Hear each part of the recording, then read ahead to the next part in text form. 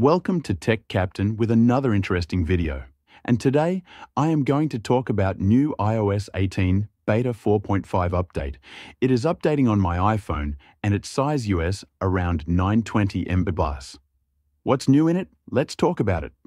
In iOS 18 Beta 4.5 update, you will get new set of wallpapers which are themed for iOS 18 official update.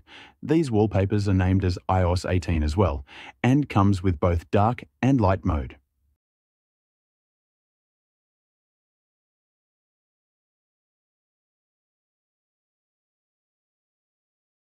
The second change is in Books app. See, this app gets a new interface.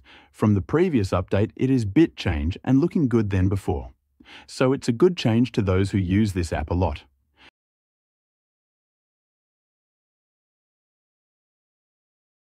The icon of Stocks app get a slight change in this update, make it more darker and have crisp in the colors. These small changes are only notable to daily users.